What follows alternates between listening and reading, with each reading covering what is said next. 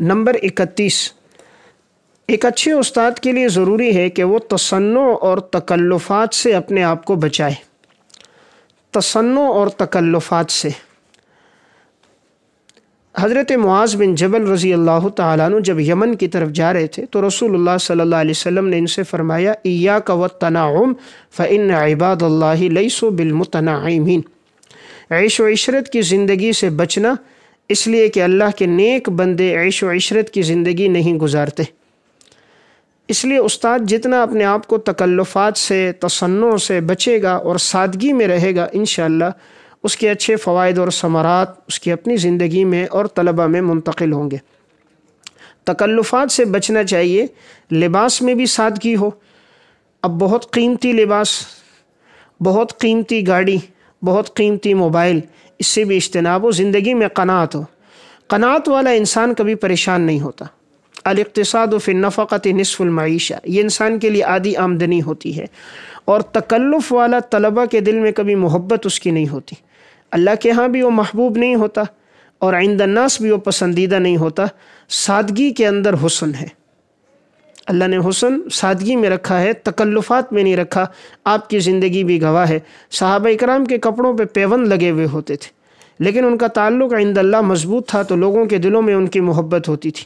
آج ہم نے لباس پہ سارا زور دیا۔ استاد ہے تو اچھے سے اچھا کاٹن کا لباس ہے، اچھی گھڑی، اچھی جوتیاں، اچھی گاڑی، اچھا موبائل، سب کچھ ہے، لیکن علم پر توجہ کوئی نہیں۔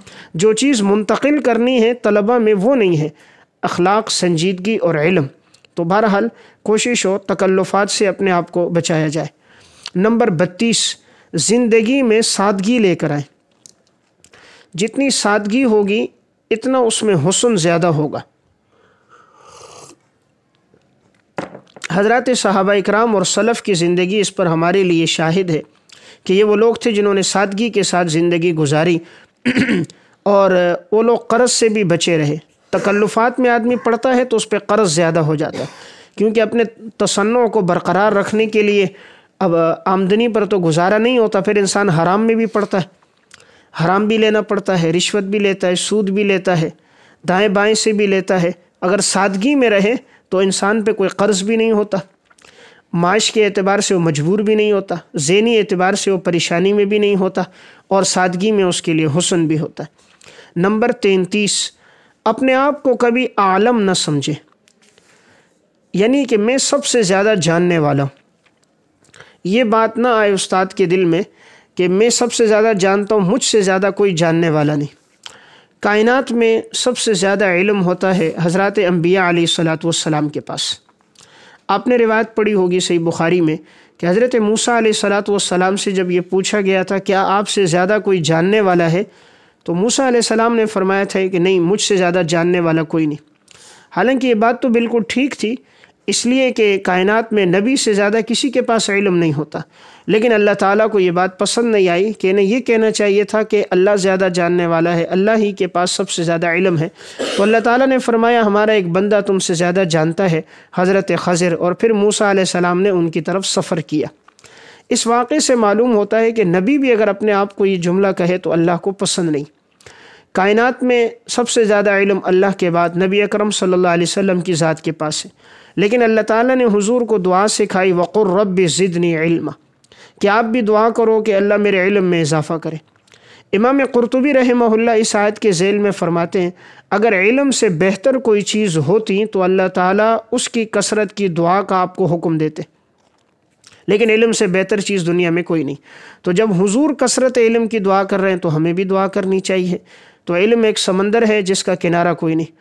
جب انسان اپنے آپ کو سب سے زیادہ عالم سمجھنا شروع کر دیتا ہے تو اس کی جہالت کا دور شروع ہو جاتا ہے، جہالت کا زمانہ شروع ہو جاتا ہے، کیونکہ پھر وہ کسی سے استفادہ نہیں کرتا، پھر وہ مطالعہ نہیں کرتا، وہ سمجھتے میرے پاس سارا علم ہے، حالانکہ فوق کل ذی علم علیم، اللہ نے ہر علم پر، جاننے والے پر ایک اوپر عالم کو بھی بٹھایا ہوا ہے۔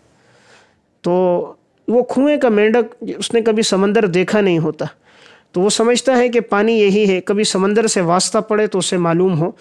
اس لیے ایسے لوگ کبھی اہل علم کی مجلسوں میں بیٹھے نہیں ہوتے، کبھی ان سے ان کی نجی ملاقاتیں نہیں ہوئی ہوتی کہ انہیں پتہ چلے کہ علم کتنا بڑا ایک سمندر ہے اور ان سے بڑے بڑے علماء اور اہل علم لوگ اس وقت دنیا میں موجود ہیں۔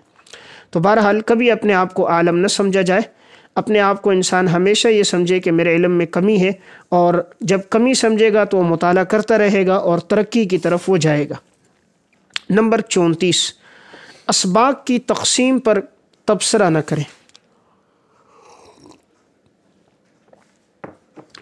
یعنی اگر اسکول میں یا مدرسے میں انسان پڑھا رہا ہے اور وہاں محتمم صاحب کی طرف سے، ناظم تعلیمات کی طرف سے جو اسباق تقسیم ہو جائیں تو جو گھنٹہ جو کتاب انہیں پڑھانے کے لیے ملے بس اس میں محنت کر کے پڑھانا چاہیے۔ اس میں اپنا وقت لگانا کہ فلاں کو یہ کتاب دی ہے مجھے یہ کیوں نہیں دی، وہ تو نہیں اچھا پڑھا سکتے، میں زیادہ اچھا پڑھاؤں گا، ان کے ساتھ محتمم کے، ناظم تعلیمات صاحب کے اچھے تعلقات ہیں، میرے ساتھ نہیں ہیں، اس پہ اپنا وقت گزار دینا، ان کی کتابوں پہ تبصرے کرنا، گھنٹوں پہ تبصرے کرنا، اس سے انسان کی اہمیت گھٹ جاتی ہے، بات کسی نہ کسی واسطے سے پہنچ جاتی، اور جب پہنچ جاتی ہے تو ان کے دلوں میں ان کے لیے محبت نہیں رہتی۔ اور نمبر 2، طلبہ کے دل میں بھی محبت نہیں رہتی جب ان کے سامنے ایسے تبصرے کیے جائیں گے تو ان اساتذہ کی محبت آپ ان کے دل سے گھٹا رہے ہیں، حالانکہ طالب علم کے لیے جیسے آپ استاد ہو وہ بھی استاد ہیں، تو استاد کا کام ہے کہ طالب علم کے دل میں سب استادوں کی محبت ڈالے، نہ یہ کہ صرف اپنی محبت اور دوسروں کی نفرت ڈالے۔ اس لیے جو بھی سبق ملے ان اسباق پہ تبصرے نہ ہوں بلکہ اس کتاب کو محنت سے پڑھائیں، جو کتاب اس کی قسمت میں آ گئی ہے اسی میں حکمت ہوگی۔ کائنات میں اللہ تعالیٰ کا ہر کام جو ہوتا ہے وہ مبنی بر حکمت ہوتا ہے، اس طرح اگر کوئی کتاب ملے گی تو انشاءاللہ آپ کی اگر خواہش کے خلاف تھی تو آپ یہ سمجھ کے کہ میرے اوپر جو مقرر ہیں انہوں نے دی ہے اور محنت کر کے پڑھائیں گے، ان کے دلوں میں بھی محبت آئے گی اور اس فن میں آپ کو بصیرت بھی حاصل ہوگی۔ نمبر 35، عمومی دعوتوں سے اور مجالس سے گریز کریں۔ عمومی دعوتوں سے، اس کا مطلب یہ ہے کہ بس اوقات علاقے میں شادی ہوتی ہے، کارڈ آ گیا، آپ کو دعوت ہے، آپ کے ساتھ سینکڑوں لوگوں کو اور بھی دعوت ہے، تو اگر آپ نہ جائیں تو شاید وہ اس کو برا نہیں سمجھتے، تو ایسی دعوتوں سے گریز کیا جائے، یا ایسی دعوتوں جس میں انسان کا وقت زیادہ صرف ہوتا ہے، جیسے آج کل حالوں میں انسان 8-9 بجے گیا تو 12 بجے دعوت ہے، 12:30 پہ کھانا کھا کے لوٹتا ہے تو کبھی نصف رات یا ثلث رات گزر جاتی ہے، اب وہ مطالعہ بھی نہیں کر پاتا اگلے دن کا، تو اگلے دن پھر یہی ہوتا ہے کلاس میں جاتا ہے بغیر مطالعے کے سبق پڑھاتا ہے، تو جب خود اپنا دل مطمئن نہیں ہوگا، شرح صدر نہیں ہوگا تو وہ طلبہ کو کیسے مطمئن کر سکے گا۔ اس لیے عمومی دعوتوں سے گریز کیا جائے۔ ہاں کوئی خاص دعوت ہو، کوئی شاگرد کوئی ساتھی ہو جو آپ کی دعوت کرے تو آپ ان کو اپنا مزاج بتا دیں کہ میں فلاں وقت میں آؤں گا، جیسے پہنچوں گا کھانا تیار ہو، جو قسمت میں ہے میں کھا کے فوراً نکلوں گا تاکہ میرا وقت ضائع نہ ہو۔ تو انشاءاللہ جب انسان اپنے وقت کا خود خیال نہ کرے دوسرے بھی نہیں کرتے، جس کو خود اپنے وقت کا احساس نہ ہو دوسروں کو بھی نہیں ہوتا، جس کو اپنے وقت کا خود احساس ہوتا ہے پھر دوسرے اس کے مطابق اپنا نظم بناتے ہیں کہ مولانا صاحب وقت کے بڑے پابند ہیں اور ان کے وقت کا خیال رکھنا ہے، تو وہ آپ کے وقت کے مطابق اپنا نظم بنائیں گے۔ ہم دوسروں کے تابع ہو کر نہ چلیں، ہم زمانے کو اپنا تابع کر کے چلیں کہ جو ہماری دعوت کر رہا ہے وہ ہمارے نظم پہ چلے، اگر اس کے دل میں ہماری محبت ہے ہم اس کی نظم اور ترتیب پہ کیوں چلیں۔ تو اس لیے اگر دعوتوں سے گریز ہوگا تو انسان کا بڑا وقت بچ جائے گا۔ یہ 3-4 گھنٹے جو اس میں لگے، گھنٹہ جانے کا سفر، گھنٹہ آنے کا سفر، گھنٹہ کھانے کے انتظار کا سفر، گھنٹہ کھانے کا سفر، یہ 4 گھنٹوں میں کتنا مطالعہ ہو سکتا تھا۔ نمبر 36، انٹرنیٹ اور فیس بک کے منفی استعمال سے بچیں۔ اس وقت یہ جو جدید آلات ہیں، موبائل ایک طرح سے ایک بڑی نعمت بھی ہے کہ جو پہلے رابطے کرنا مشکل تھا آج رابطے آسان ہو گئے، کتابیں خریدنا مشکل تھا اس وقت انٹرنیٹ، فیس بک، واٹس ایپ کی صورت میں تمام چیزیں دستیاب ہیں، اہل علم کے بیانات، تقاریر، مجالس، محاضرات سے انسان استفادہ کر سکتا ہے، لیکن اس کا نقصان بھی بہت ہے۔ عموماً دیکھا یہ گیا ہے کہ جو اس میں وقت صرف کرتا ہے تو گھنٹوں وقت ضائع ہو جاتے، اس لیے منفی استعمال سے گریز کیا جائے۔ تو کان اسمہما اکبر من نفعہما، تو نفع بھی ہے اسم بھی ہے، لیکن بہرحال اس کا اسم آج کل بڑھ کر ہے، تو اس لیے سادہ موبائل ہو تو سب سے بہتر ہے، اور اگر ایسا موبائل ہو بھی تو انسان اپنے آپ کو پابند کرے کہ نظام الاوقات بنا کر کہ میں 1 گھنٹہ اس کو استعمال کروں گا، اور یا میں صرف واٹس ایپ تک اپنے آپ کو محدود رکھوں گا اور میں اس میں جو چیز ہوگی دیکھوں گا، اپنے آپ کو فیس بک، انٹرنیٹ کے منفی استعمال سے اگر وہ بچائے گا تو اس کا بہت قیمتی وقت انشاءاللہ محفوظ ہو جائے گا۔ آج کے دور میں وقت کے ضیاع کا سب سے بڑا آلہ موبائل ہے، سب سے زیادہ جو وقت ضائع ہو رہا ہے وہ آج موبائل کی وجہ سے، روحانیت جو تباہ ہو رہی ہے موبائل کی وجہ سے۔ جب آنکھیں صحیح نہیں دیکھتی، غلط دیکھتی ہیں، تو بد نظری کی وجہ سے حافظہ کمزور ہو جاتا ہے۔ آج علم میں نسیان کیوں ہے؟ گناہوں کی وجہ سے۔ علم یاد کیوں نہیں رہتا؟ کیونکہ علم تو نور ہے، اور یہ نور اور یہ تقوی ظلمت کے ساتھ اور گناہوں کے ساتھ جمع نہیں ہوتا۔ نمبر 37، اچھے استاد کا وصف ہے لایانی گفتگو سے پرہیز کرے، لایانی گفتگو سے اپنے آپ کو بچائے، یعنی ایسی گفتگو کرے جس میں دین یا دنیا کا کوئی فائدہ ہو۔ قرآن کریم میں بھی اللہ نے مومنین کے جو اوصاف بیان کیے، الذین هم فی صلاتہم خاشعون والذین هم عن اللغو معرضون، لغو چیز سے ایمان والے اعراض کرتے ہیں۔ رسول اللہ صلی اللہ علیہ وسلم نے بھی ارشاد فرمایا، من حسن اسلام المرء ترکہ ما لا یعنیہ، انسان کے اسلام کی خوبی یہ ہے ان چیزوں کو چھوڑ دے جس میں اس کا کوئی فائدہ نہ ہو۔ تو اس لیے اچھا استاد وہ ہوگا ہر کام کرنے سے پہلے وہ سوچے اس میں میرا کیا فائدہ ہے، میں جو فلاں کے پاس جا رہا ہوں میرا گھنٹہ صرف ہوگا، اس میں مجھے کیا فائدہ ہوگا، میں اس کتاب کو پڑھ رہا ہوں مجھے کیا فائدہ ہوگا، میں موبائل میں جو وقت لگا رہا ہوں مجھے کیا فائدہ ہوگا، یہ جو اخبارات بینی میں کر رہا ہوں اس میں مجھے کتنا فائدہ ہے، اور میرا وقت ریڈیو سننے میں، ٹیلی ویژن کے سامنے، انٹرنیٹ کیبل میں ہو رہا ہے، اس میں مجھے کیا فائدہ ہو رہا ہے۔ یعنی عقل مند ہر کام سے پہلے سوچتا ہے اور بیوقوف کام کرنے کے بعد سوچتا ہے۔ عقل مند پہلے سوچتا ہے کہ میں یہ جو کام کر رہا ہوں اس میں میرا نفع ہے یا نہیں، اگر نفع نہیں ہے فوراً پیچھے ہٹ جاتا ہے۔ سب سے قیمتی چیز پیسہ نہیں ہے، وقت ہے، کیونکہ پیسہ دوبارہ مل جاتا ہے، وقت دوبارہ نہیں ملتا۔ وقت تو تلوار ہے، الوقت کالسیف ان لم تقطعہ فقطعک، کہ اگر آپ نے اس کو نہیں کاٹا کل یہ آپ کو کاٹ دے گی۔ تو وقت کی قدر کریں، آنے والے لوگ آپ کی قدر کریں گے۔ وقت کی قدر کریں، آنے والے لوگ آپ کی قدر کریں گے۔ ہم یہ گلہ کرتے لوگ ہماری قدر نہیں کرتے، ہم وقت کی اگر قدر کرتے اور اچھے عالم بنتے تو زمانہ آج بھی ہماری قدر کرتا۔ ہم نے وقت کی قدر نہیں کی، اس لیے زمانہ آج ہماری بھی قدر نہیں کر رہا۔ نمبر 38، اپنے شاگردوں کی حوصلہ افزائی کرتے رہیں، حوصلہ افزائی شاگردوں کی کریں۔ یعنی اگر کوئی شاگرد اچھے نمرات لے لیتا ہے، سبق اچھا سنا لیتا ہے، تو شاگرد کی تعریف کرنا اور اس کے لیے دعائیہ کلمات کہنا اور مزید اس کو رغبت دلانا، ممکن ہو اسے چھوٹا بہت انعام دے دینا۔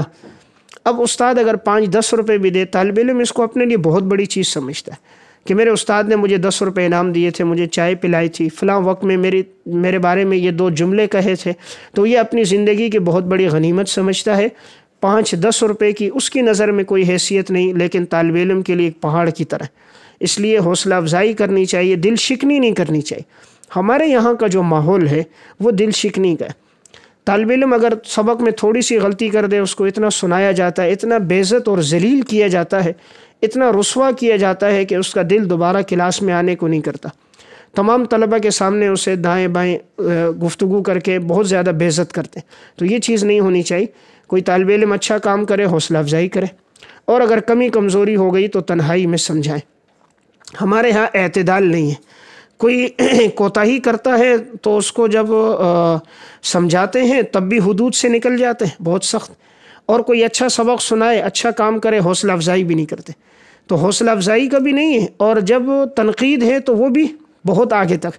یعنی ہم کسی پہ حکم بھی لگاتے ہیں تو جب تک اسے کافر نہ بنائیں تو بس نہیں کرتے، حکم بھی لگائیں گے تو بہت آگے تک جائیں گے۔ تو اس لیے اعتدال کا وصف ہونا چاہیے، اچھے وصف پر اس کی تعریف کریں۔ حضور کی زندگی آپ دیکھیں کہ رسول اللہ صلی اللہ علیہ وسلم صحابہ میں کوئی بات دیکھتے تو آپ تعریف کرتے تھے۔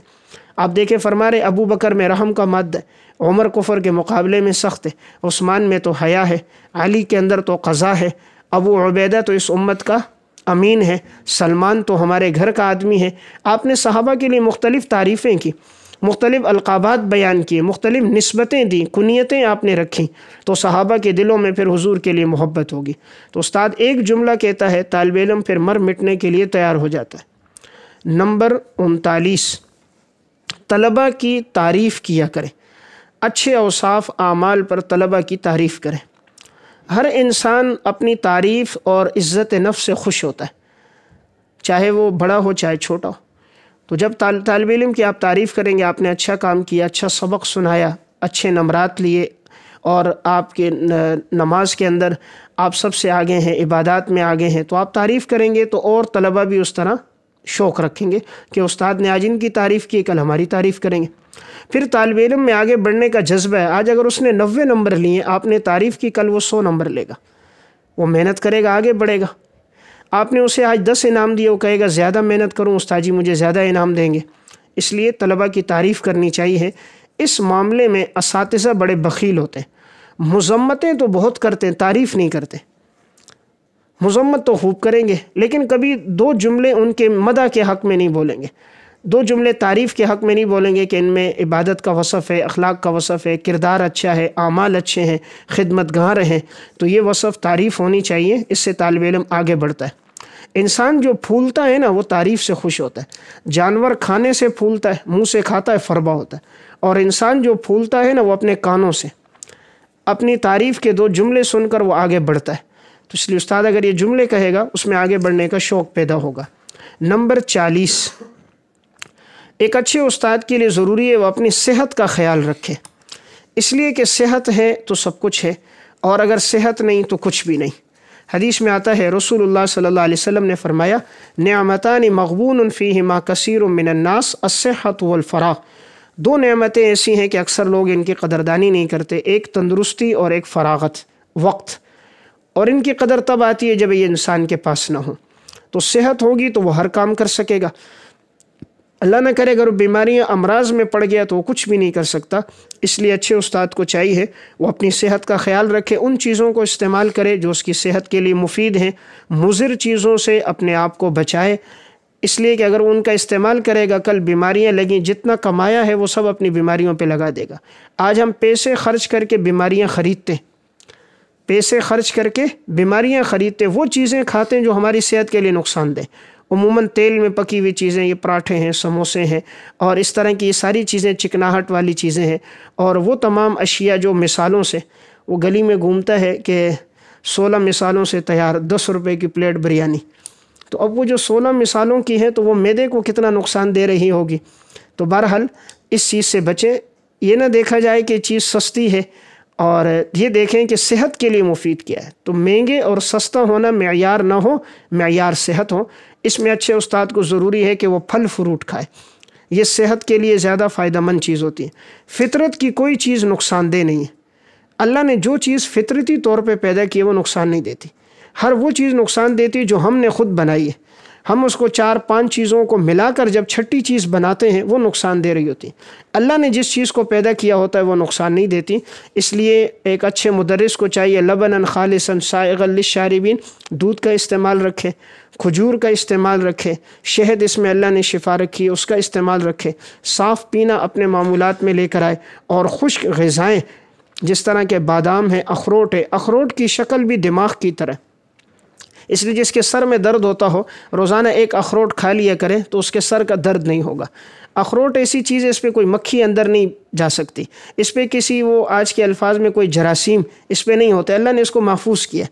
اللہ دیکھیں قدرت کی ہر چیز بڑی محفوظ ہے، کیلا ہے کس طرح اندر پیک ہے، مالٹا ہے کس طرح پیک ہے، انار کے دانے کتنا مکمل اندر محفوظ ہے۔ اللہ نے ہر چیز کو بڑا محفوظ کیا کہ کل سائنسدان کہیں جی اس میں تو جراثیم ہو سکتے تھے، اللہ نے محفوظ رکھا ہے انسان کے فائدے کے لیے۔ تو بہرحال 40ویں بات یہ ہے، اچھا استاد وہ ہے جو اپنی صحت کا خیال رکھے۔